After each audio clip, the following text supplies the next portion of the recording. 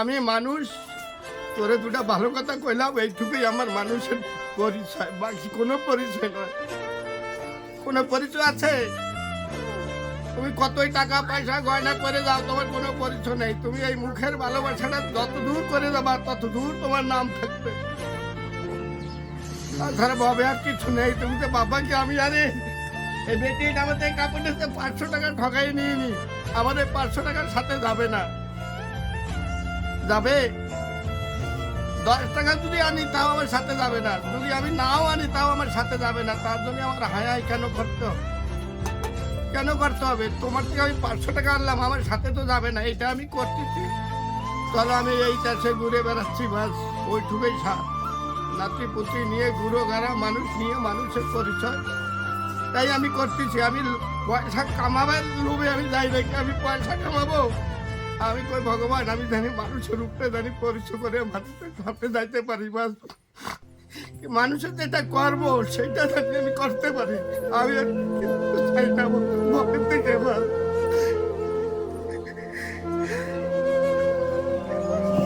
কিছু চাই না, ভগবত গীতা কিছু চাই না। আমি নিজেকে আগে আমি চিনতে চাই কি আমি কি মানুষ কি নয়, তাহলে আমি ভগবত গীতাকে চিনতে পারবো। আমি যদি তাকে নিজেকে নিজে না চিনতে পারি তাহলে আমি কিভাবে চিনবো বলো?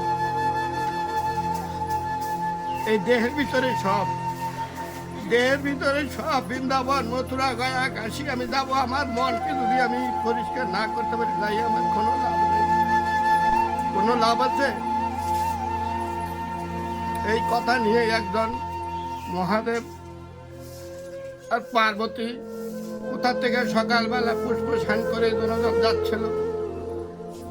যাওয়ার পরে তখন গঙ্গা স্নান করে বহুত মানুষ, লাখো লাখ মানুষ স্নান করে। একটা কাহানি তোমার শুনে যাচ্ছে, এই জীবনের কাহানি।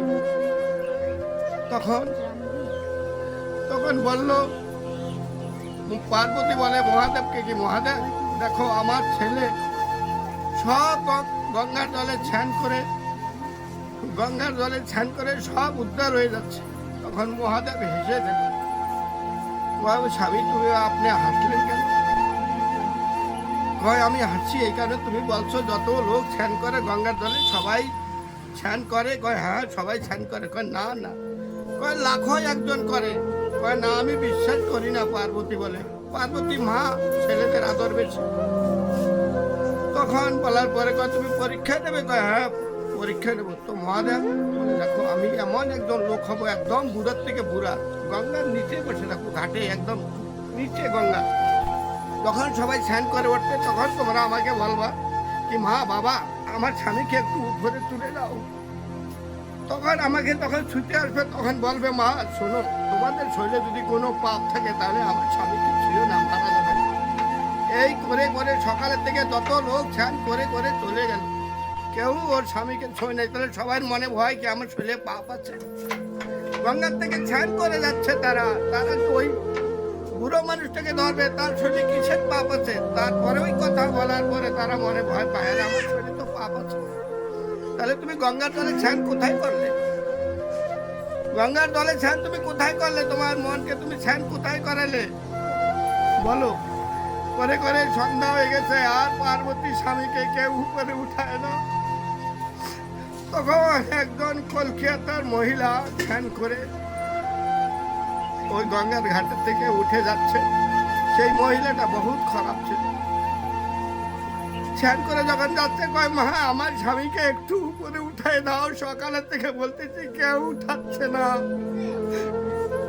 তখন ওই পার্বতী স্বামীকে ধরতে যায় ওই মহিলাটা। তখন কয় মা শোনো তোমার শরীরে কোনো পাপ থাকলে আমার স্বামীকে ছুঁবে না, মারা যাবে। তখন ওই মহিলা বলে মা আমার মতন পাপ জগতে কেউ করে নাই, আমার মতন পাপ কেউ করে নাই। আমি গঙ্গার জলে স্নান করে যাচ্ছি, আমার শরীরে আর পাপ কোথায় আছে? তাহলে সেই একজনেই সারাদিনে স্নান করেছে। খালি আমি যে গঙ্গার জলে স্নান করতে যাই তুমি ডুব দেবো, আমি স্নান করলাম কোনোদিনও হবে না। নিজেকে আগে করতে হবে। এই যে মনের ভিতরে মানুষের ভক্তি মারা, এইসব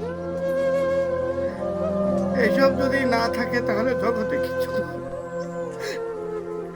এই যে আমি আজকে আমার আমার বলি, আমার ঘর, আমার বাড়ি, আমার সংসার, আমার কিছু, আমার ছেলেও কিছু নিয়ে যাবে না, আমার নাতিপুতিও কিছু নেবে না। নেবে কেউ কিছু? তাহলে কেন আমাদের মরতে হবে? হ্যাঁ, তাই বলি ভাই, তার জন্য তোরা আমাদের মজা খিনিয়ে এনেছিস, ফির অন্যদিন বসিস এক সময়, আমি যাবো একটু লাইনে যাবো, আমার নাতিপুতি সব চকলেটের জন্য